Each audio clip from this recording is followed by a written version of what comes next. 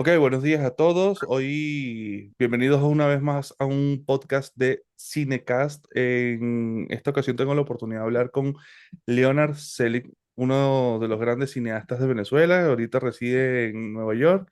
Y bueno, hoy nos va a contar un poco de su vida y qué ha hecho durante todo este tiempo desde que salió de Venezuela. Y bueno, quiero darle la bienvenida a Leonard. Hola, Leonard, ¿cómo estás? ¿Cómo estás, Alex? Ujú. Encantado de estar aquí en este espacio. Me alegro, me alegro. Cuéntame, normalmente yo empiezo los podcasts con dos preguntitas. ¿Quién es Leonard, la persona, y Leonard, el profesional? Ok. Bueno, mira, Leonard la persona es una mezcla de un montón de cosas. En estos días reflexionaba aquí en Nueva York con unos amigos. Ya yo no sé qué más trabajos voy a hacer yo aquí en Nueva York. O sea, he hecho absolutamente de todo. Ahorita estoy dando clases de cocina. Eso es como el trabajo que más dinero me está entrando, porque Ujú. obviamente me hubiese encantado vivir del cine, pero cuando llegué a Hollywood me di cuenta que no tenía lo que se necesitaba para ser un productor exitoso en Hollywood. Ok, perdón, Entonces, déjame hacer una pausa aquí. Dices Hollywood, pero estás en Nueva York. sí, Ok, ok. O sea que hay Hollywood en Nueva York.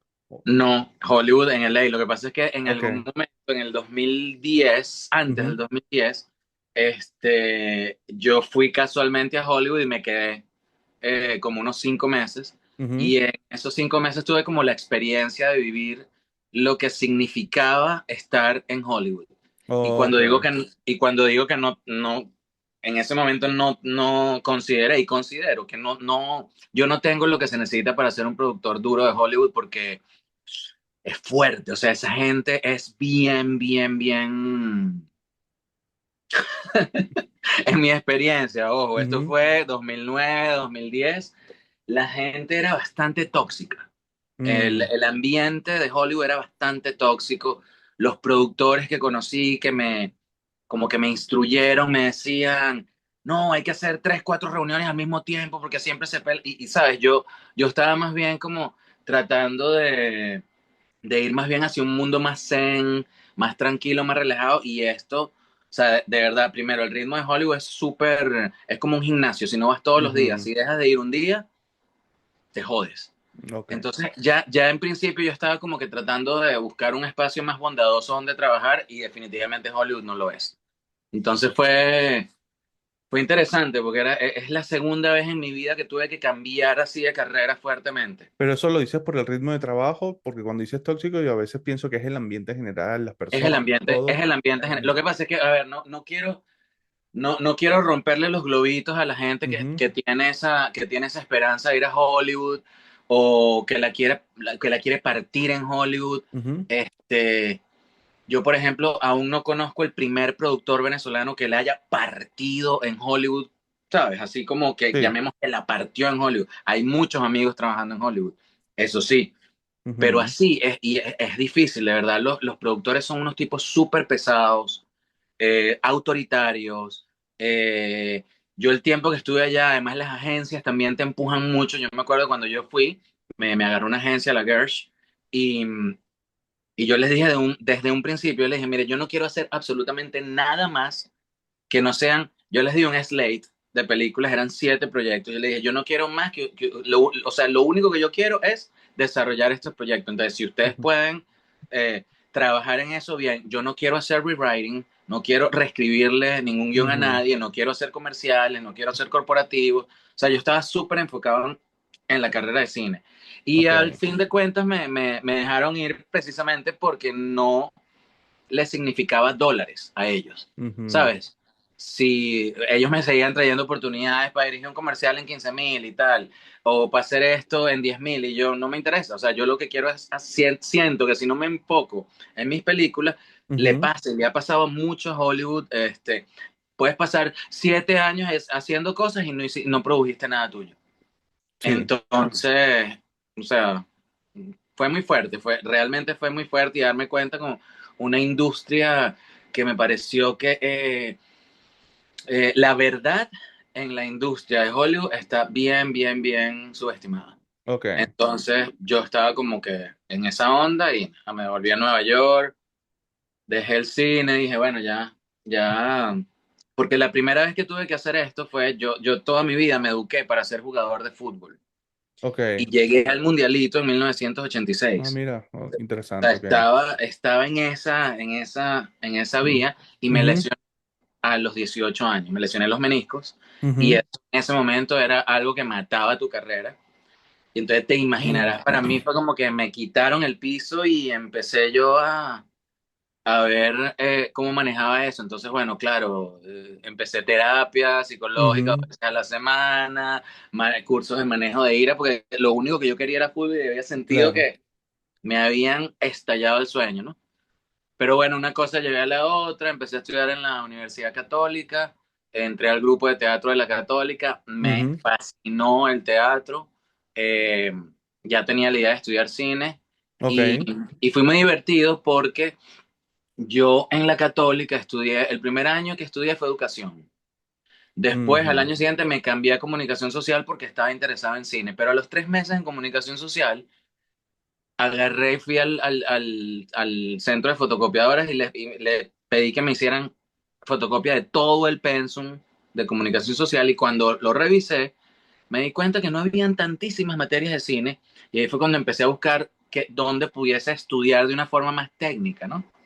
Entonces estaba en Mérida, era ujú. un montón, y estaba la escuela de cine y televisión, pero era extraordinariamente cara en ese momento. En ese momento. Esa época, porque además en ese momento era un curso que casi duraba 2 años, era un curso integral de cine de Ujú, 500 horas. Yo ok, tomé en el 95, 96 ok. y, y era maravilloso. O sea, mi primera clase de cine, yo le puse las manos a una cámara de cine. Ujú, ¿Entiendes? Eso era algo que no iba a pasar en la Católica. Entonces, sí, estando en la Católica, dije, ok, voy a ver cómo hago para entrar en esa escuela tan cara. Este, que después que entré me di cuenta que absolutamente valía todo lo que costaba, porque es que todos los profesores eran profesores que trabajaban en claro, cine. en el medio, sí. Sí, y eso Mm. tiene un valor, hermano, que Ujú. es súper, súper importante, ¿no? Sí, así me pasó un poco parecido en la universidad cuando estudié, porque yo estudié en la Santa María, había comunicación social, unas materias que sí de comercial o de cine, pero no eran muy prácticas y cuando eran prácticas tampoco habían los equipos. Claro. Entonces ya en ese momento ya yo estaba estudiando cine y cuando yo aplicaba lo del cine a la universidad, yo era, no por No, tirármela de claro, más, pero pero sentía que sobresalías. yo decía, pero estaba en esa parte audiovisual, sentía yo, a lo mejor no sé, pero sentía yo que estaba un poco más avanzado que los demás en esa parte. Claro. Ajá, Sí, bueno, perdón. y Ujú, así me pasó a mí. Entonces, claro, estando entonces en comunicación, digo, ¿y ahora para dónde agarro? ujú, Entonces dije, ok, déjame, como que yo sentía que mi piso intelectual no estaba muy bien desarrollado. ok. Entonces yo dije, déjame ver qué puedo estudiar que me va a forzar a, bueno, a saber un poco más de historia, un poco más de la vida, de antropología y tal. Y después de varias cosas terminé cambiándome a sociología en la católica, ¿no?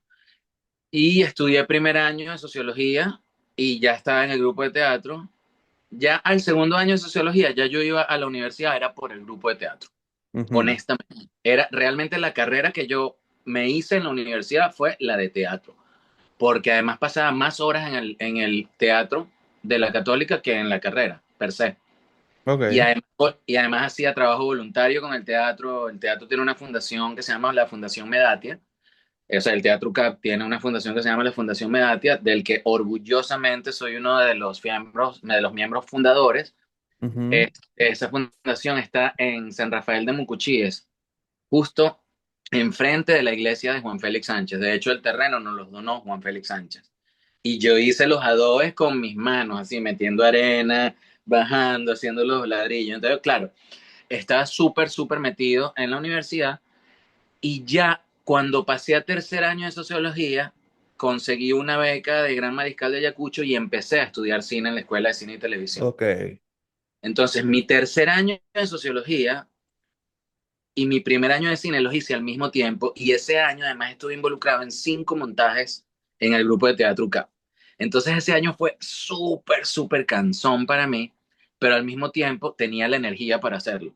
Ujú, Y ya después de que estuve el primer año en la escuela de cine y ya venía el siguiente curso y dije, no, olvídate de sociología, ya aquí saqué lo que Claro. tenía que sacar, me retiré de la universidad, Ujú, ya me dediqué súper full a la escuela de cine, pero sí pedí bueno, yo no lo pedí, la directora del grupo de teatro, Virginia Ponte, cuando yo le dije, o sea, me estoy yendo, pero no me quiero ir del teatro, pero el teatro es solo para estudiantes de la Católica, ¿cómo ujú. hacemos? Entonces ella pidió como un permiso especial para que yo completara mis 5 años de teatro en la Ok. Católica. Entonces, bueno, esos 2 años que me faltaban para culminar los estudios teatrales, los pude hacer. Ok. Bueno, ya abarcaste las dos un poco, el profesional y el personal, y Leo personal. Mira, Sí, ahora cuéntame un poco de tu experiencia, de tus películas. Tú dirigiste Subhisteria, eso fue en Nueva York, ¿correcto? sí, eso fue en Nueva York. Ok. Sí, definitivamente, bueno, yo empecé en Venezuela Ujú, como actor de teatro y luego obviamente cuando quieres tener un poquito más de control acerca de las historias, empiezas ya como a producir, ¿no? Entonces yo ujú, empecé a producir teatro y un amigo de comunicación social me invitó a una producción que estaba haciendo ahí en la universidad y le agarré el gustico pues a eso. Y yo también hacía producción de eventos en la universidad, o sea, yo con un amigo, Gabriel Rodríguez, empezamos una compañía de guarapitas. ujú. Entonces, en la Universidad Católica, cuando tú te ibas a compartir con los amigos fuera de la universidad, como 1 kilómetro de la universidad, estaba un sitio que se llama El Trébol, una licorería. Ok. Y en esa licorería, Gabriel y yo nos íbamos con botellas de guarapita y empezamos a venderles. Eso se convirtió en un éxito. Y una cosa nos llevó a la otra. Terminamos haciendo eventos en la Universidad Católica. Entonces, bueno, por un lado, la producción de eventos también me formó un poco en cuanto a la producción, ¿no? Ok. Ok. Pero una vez que salgo ya de la escuela, produje un corto allá para un amigo de Domenico Carucci, escrito por Jennifer Terpoleo. Eso fue como en el 95, 96, por ahí. Ujú, Este fue como mi primera experiencia. Y ya después como que sí me aboqué más a la experiencia teatral. Sin embargo, por esto de los eventos, yo terminé haciendo unas fiestas que pasaban en Pals, que se llamaban Europa, y gracias ujú. a que hice esas fiestas en Pals, después me contrataron como gerente de relaciones públicas de una discoteca llamada Amnesia, y después de ahí salté a una agencia de publicidad como ejecutivo de eventos y creativo. Y de Ok. ahí salté a Nexus. Estando en la agencia, yo contraté a Nexus para varias cosas que hicimos. Y formé una muy buena amistad con Fernando Duprat, que de una u otra forma en ese momento se convirtió como en mi mentor en Ujú, cuanto a cine, negocios y tal. Y la experiencia en Nexus fue maravillosa porque yo era asistente de Fernando, asistente personal de Fernando, ok. y al mismo tiempo era asistente de dirección de Fernando.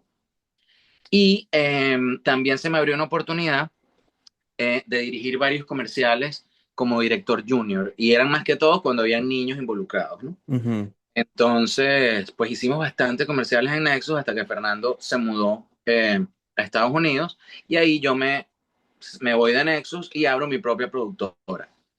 Y, ¿Cómo se y llama ahí la estuvimos, productora? Opsis, se llamaba el Opsis. nombre, como sinopsis, pero sin, Ok. era Opsis Films. Y ahí nos fue súper chévere, tuvimos un mega cliente que fue Volkswagen Audi, que nos Ujú, dio bastante. Y bueno, ya yo había conocido Nueva York también como en el 95, había venido aquí a estudiar dirección de fotografía en la escuela, en la New York Film Academy, y también o- estudié guión en Los Ok. Ángeles, en el American Film Institute. Ok. Y me Son, vuelvo, son caras esas carreras ahí en esas universidades. no fueron carreras, fueron cursos. O sea, Bueno, yo claro. me vine como por 6 meses, entonces, bueno, hice un curso como de 20 semanas, no, perdón, como de 6 semanas en el New York Film Academy y otro Ujú, curso de 9 semanas de escritura en el American Film Institute. ok.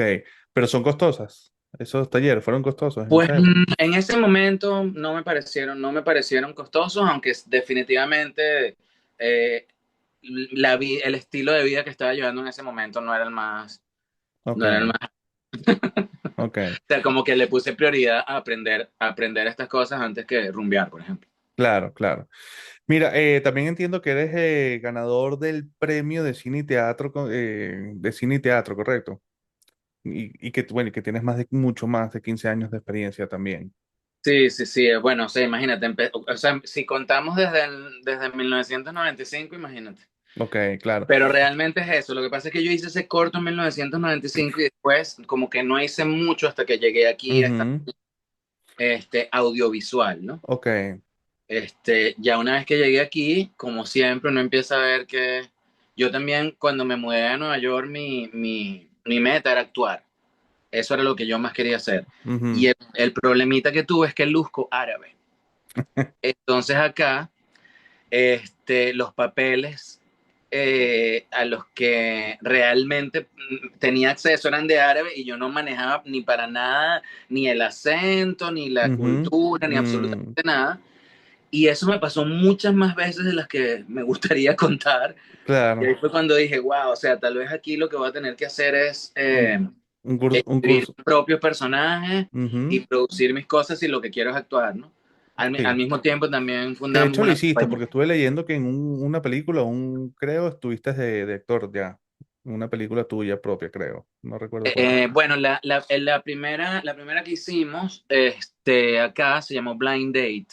Yo Ajá. acá, en lo que vine, fundamos, en lo que llegué casi que a los 9 meses, junto con Rebeca Alemán y Casper Sanderson, Ujú, fundamos una compañía llamada Water People Theater, que ok. todavía funciona en Chicago, ya la está Ujú, regentando Rebeca sola, eh, pero también como que alterné mi carrera entre el teatro y el cine mientras estuve aquí, ¿no? Entonces con Rebeca produjimos ese corto llamado Blind Date. ujú, Fue mi primera experiencia aquí en Nueva York rodando nada, la hicimos súper guerrilla, nos ujú, metimos en el metro y nos robamos todas las tomas. Este, ujú, y bueno, nada, y ahí yo seguí escribiendo. En el 2005 escribí un guión eh, llamado Secrets, que todavía lamentablemente no he podido rodar. Es el guión más caro que he escrito. ujú, Y en el 2005 empezamos a tratar de producir ese guión. Y nos tomó unos años, pero levantamos $1 millón para hacerlo en el 2008. Y cuando estábamos a 3 días de rodar, ujú, porque era una película con un elenco de actores de telenovela latinoamericanos. ok. ¿Sabes? Estaban Jessica Más, estaba Héctor Suárez Gómez, Ujú, estaba Gaby Espino, ok. y eran ocho personajes, y o sea, la idea de mercadeo de esa película era traer a la gente de telenovela para que viera a sus actores haciendo una película que tal vez ellos iban a pensar que era un melodrama, pero nada que ver, era más bien un drama erótico. Entonces era más bien Ok. como darle esa sorpresa de que ellos vieran a sus estrellas haciendo otro tipo de cosas, ¿no?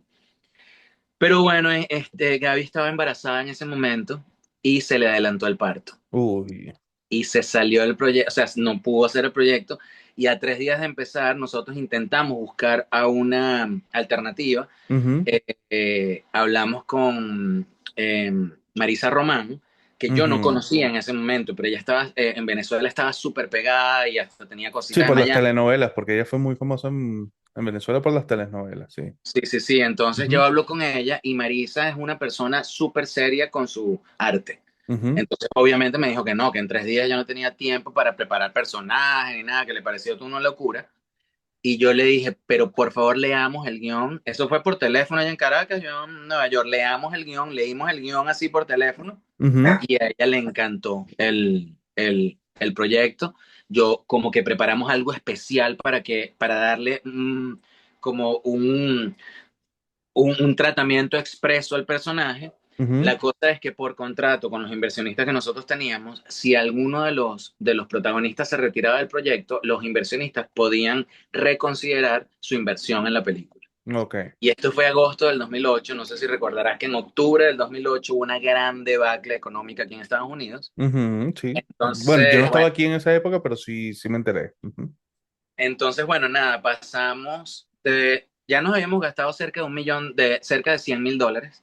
en preproducción, porque Ok. habíamos alquilado equipos, vestuarios, depósitos. Eso solo para el cortometraje Blind Date. No, esto, ¿No? Blind Day lo hicimos con $200. Esto Ok, es para el ok. largometraje Secrets. Ah, Secrets, ok, Secrets. Sí. Y entonces, cuando mira, se fue Gaby, pero está Marisa, como 80% de la inversión se fue. Decidieron agarrar su dinero e irse porque lo que venía, o sea, yo hablé con uno de los inversionistas que es muy amigo mío en liquidez, así que más bien esto me cae a mí muy bien que me estén devolviendo esta plata. Así mismo me lo dijo y yo, ok. Eso me dio el único ataque de pánico que he tenido en mi vida, Ok. porque además teníamos compromisos de distribución, era el Mhm, proyecto, ¿sabes? Era el proyecto con el que yo quería como que hacer un splash en la escena norteamericana latina. mhm. Eh, pero bueno, rescatamos lo que pudimos en plata, rescatamos lo que pudimos en los acuerdos de distribución, eh, rescatamos lo que pudimos e hicimos Subhisteria. Ok. Ah, Pero, ok, ok. Rescataron lo que pudieron, hicieron su misteria, pero Secret no es como una continuación sí, y por eso es que la improvisamos.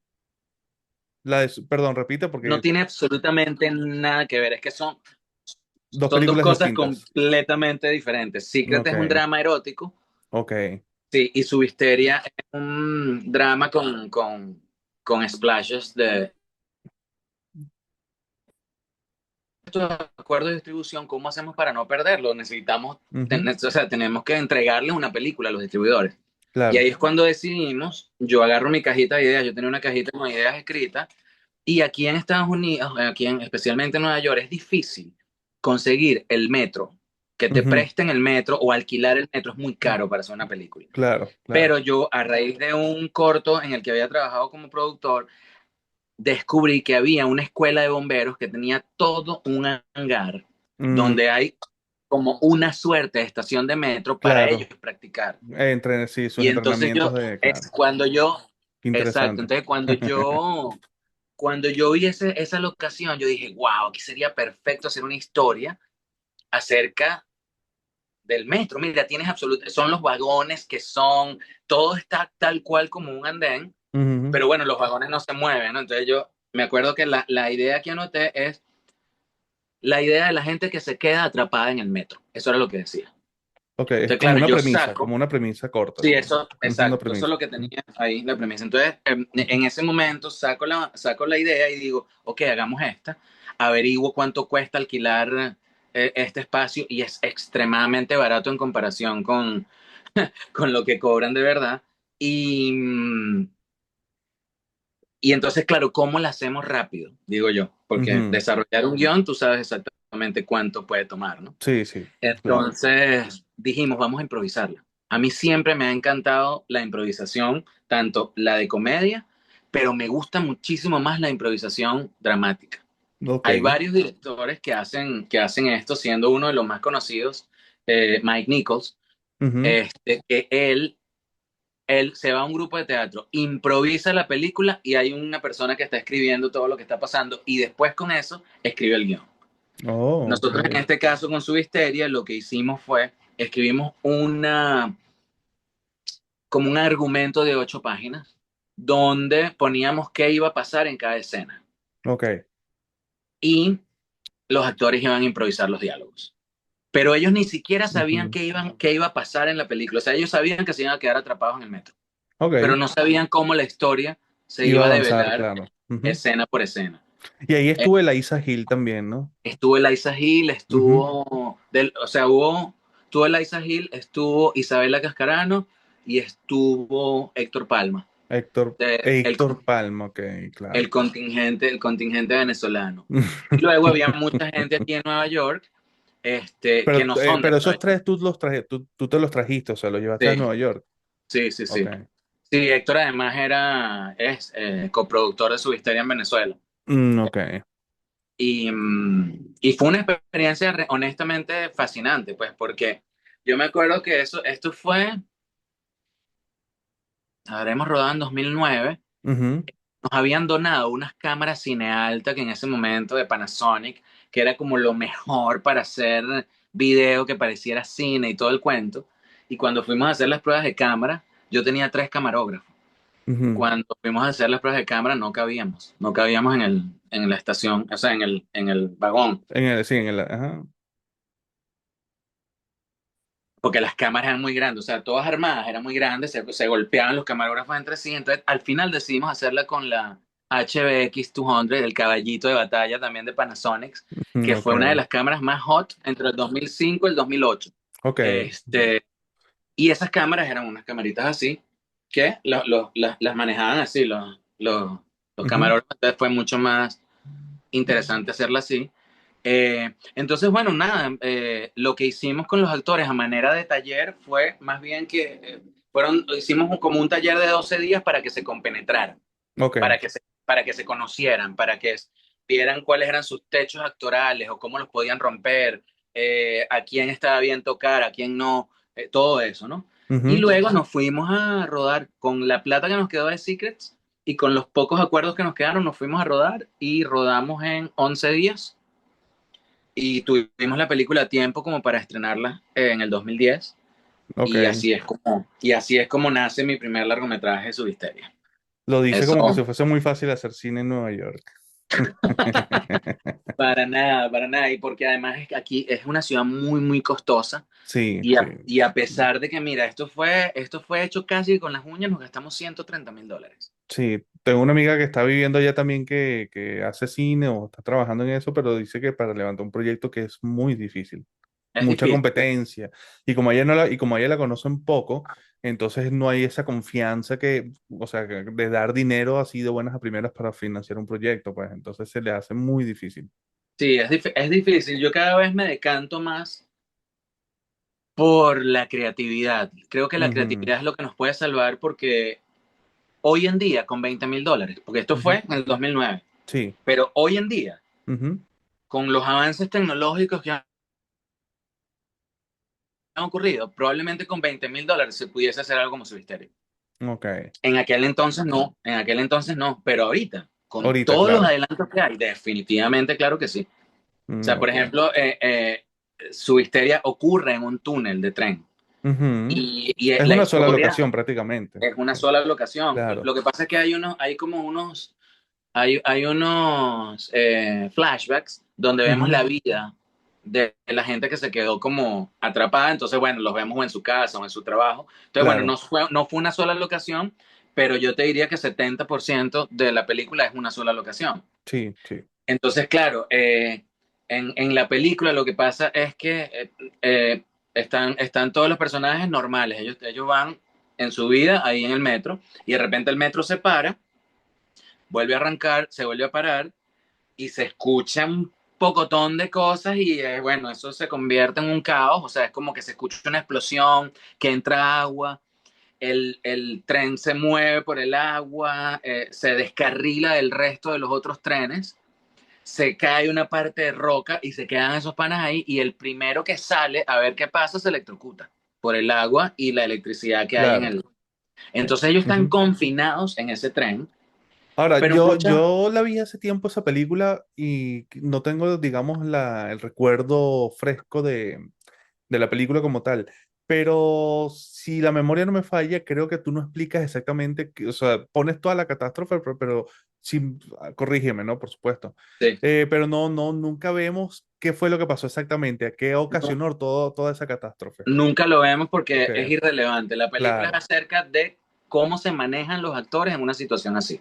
Los actores o las personas, como Los, si, los ok, personajes ok. en una Una situación. situación claro, de tragedia, ¿no? Sí, Como sí, que si entonces, fuese el fin del claro, mundo, ¿qué haríamos en el fin del mundo todos? ¿No? Algo así. claro, Ok. claro. Entonces fue interesante, pero también hubo muchas cosas de efectos especiales que tuvimos que pagar a precio duro.